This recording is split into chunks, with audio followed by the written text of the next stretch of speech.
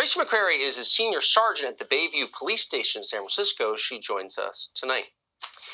Sergeant, I'm amazed that you're willing to come on the show and grateful that you are. Thank you very much. Tell us what it's like in San Francisco right now.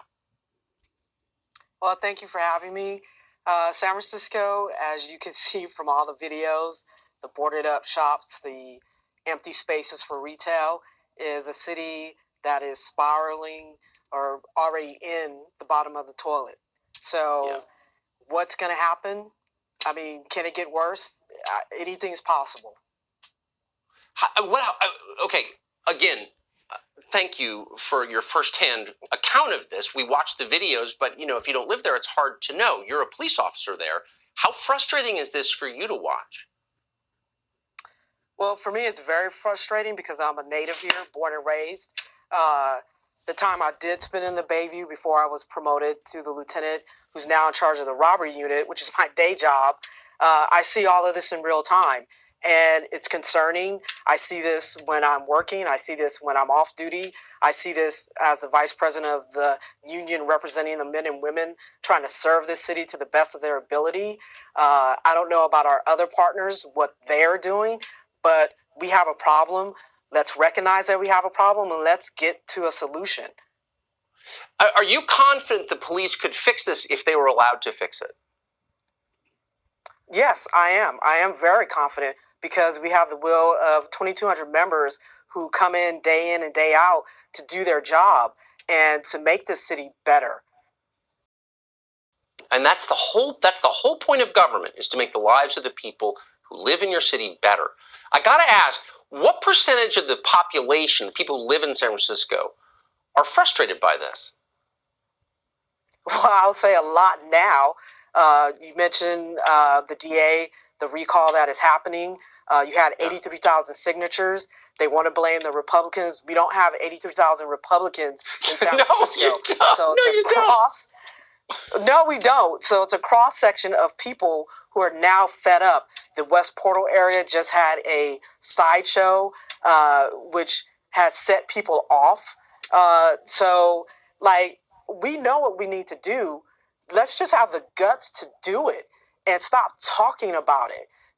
So it's incredibly frustrating, but even as frustrated as we are, we're still willing to show up and to do our job. And I wish our other partners in the justice system would just do theirs. All right, Shalom. I want to give all praise, honor, and glory to Yahweh, by Hashem Yahushua, by Hashem Kakadash, double honors to the apostles of GMS, and sincere Shalom to the brothers out there pushing the truth and sincerity. And as you heard it, police department tells that they're fed up, and so is a lot of the citizens, really. And she gave a list of things of why they're upset, but I'm pretty sure it's more than that. I just recently heard about this, but apparently there's a whole mobs of looters hitting stores left and right. If it gets any worse, and this could go anywhere, I'm talking about any state and every state, because that's exactly what's going to happen. If this gets any worse, a lot of the police is going to step down, especially since they ain't getting paid enough to deal with that shit. And what happens with that? What happens when that goes on? You got an all-out spree of people just hitting or robbing everywhere.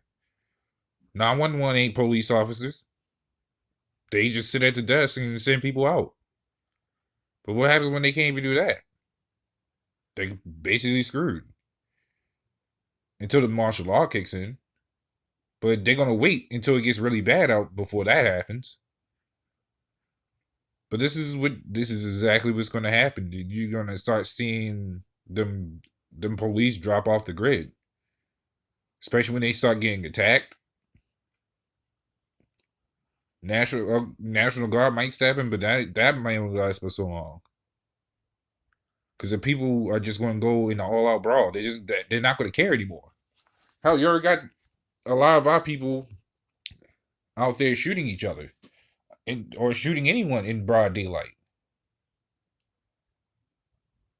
And I'm seeing clips all over it at the moment that a lot of people are going up in the stores shooting the people behind cash register, like in these corner stores and everything. You know, in these corner stores, we're not the ones running or even behind the cash registers.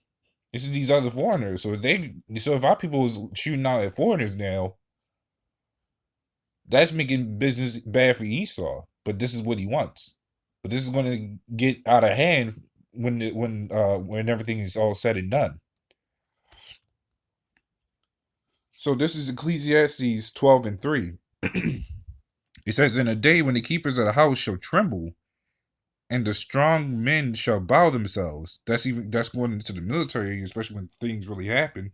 But that's also even going to the police force or anything that's keeping this place running. The ambulance, the doctors, anything that's like a strong symbol, especially with these figureheads that like to keep our people in a constant loop. And I'm talking about those black leaders, because they're also the strong men of this place. They're the strong men defending the whore of Babylon.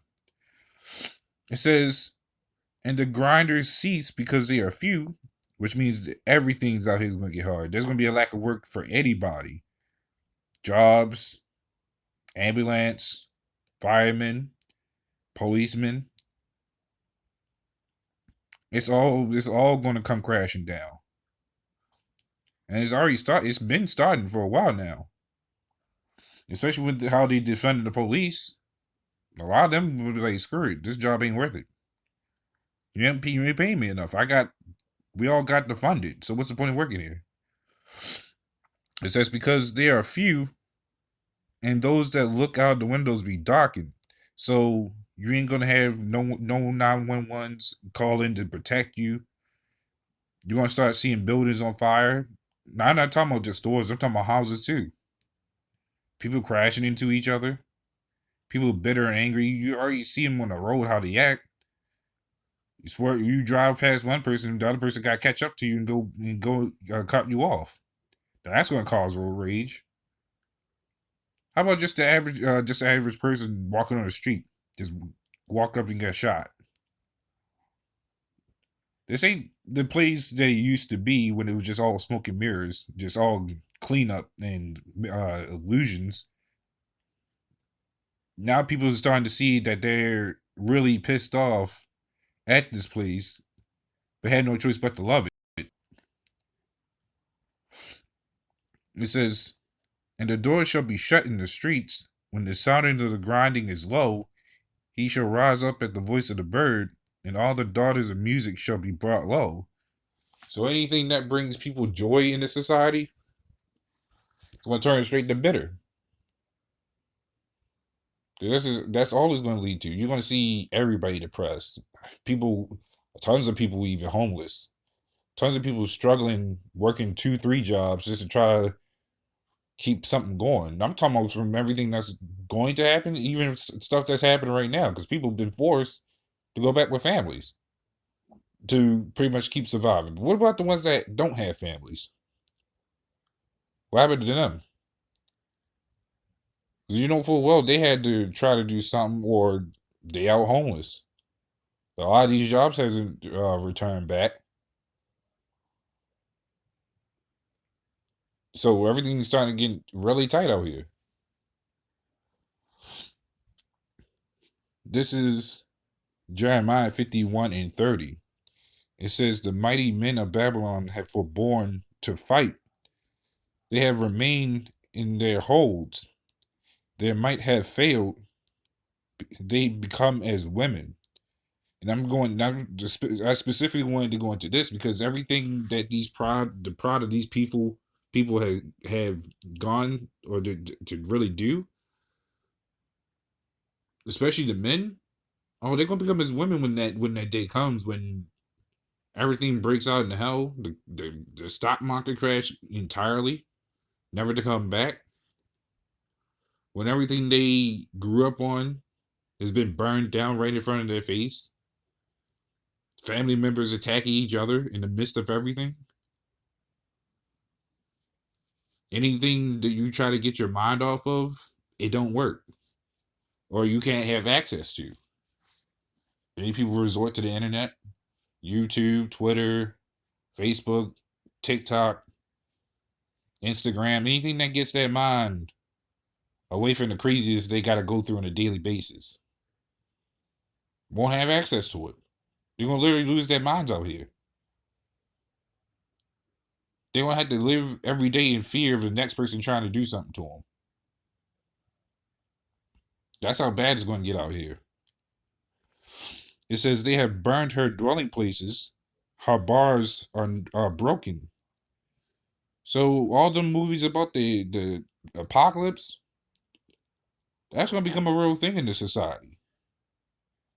You try to look outside one moment, everything seems all fine. The next moment, you see people running around on fire, probably killing each other, houses on fire. Next you know, you look again, everything looks abandoned. Everyone's hiding from each other. So all sorts of things is going to happen, especially when that 911 shuts down. And you know how wild our people like to get. Especially them so-called black freedom fighters. Oh, once they know that this place has no security, oh, a lot of people gonna go wild. They probably be happy for a bit, but then they gonna realize how screwed up they were, or how much they screwed up. So like that's what I meant to say. How screwed up they fucked up when they realized, oh, we actually need the 911. Well, it's too late for realizing that. But this is all part of prophecy. And that's the key thing that matters is the prophecy. So that's pretty much all I wanted to go into that. So, little one, this was a little edifying with that, Shalom.